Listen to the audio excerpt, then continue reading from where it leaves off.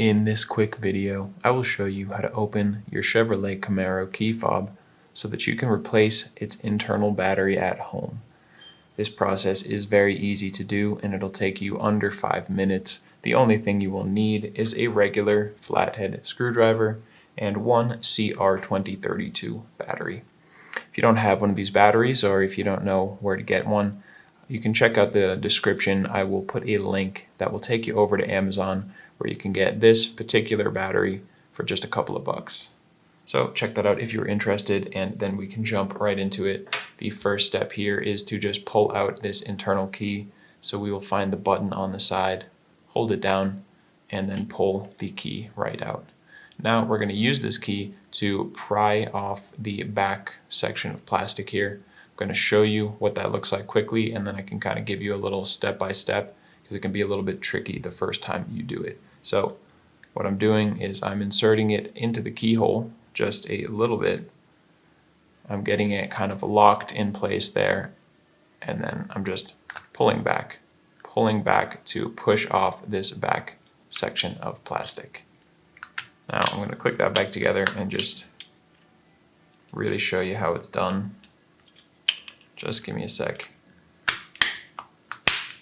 There we go. So if you insert the key too far, it's going to be locked in place under a piece of plastic inside, and you can pry all you want and this back isn't going to come off. What we want to do is just have it barely in there, and when you kind of mess around, you'll see that it wants to kind of lock in place in a position like this. That is what you want, pushing up on the back. And then what you can do to test to make sure you're kind of doing it right is you can look at the seam of the plastic there, and if you're locked in this kind of a position and you start applying pressure, you'll see it start to open up like that.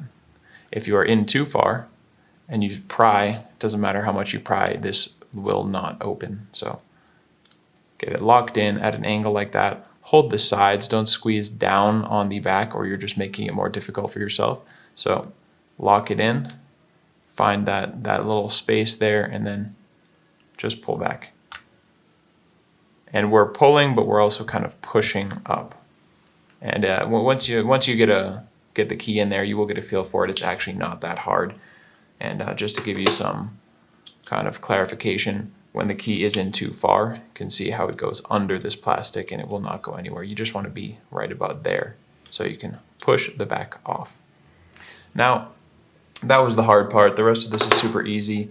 To get the battery out, I'm just going to use a flathead screwdriver. You could probably use a pen or pencil, something you have lying around. We just want to get under the battery and then kind of lift it up. Again, prying and just lifting the battery right out of there. Now you can dispose of your old battery, take a new CR2032 and make sure you're putting it in with the positive side, which has the plus sign and the text on it. Make sure that goes face down. So click that into place face down on the back of your device.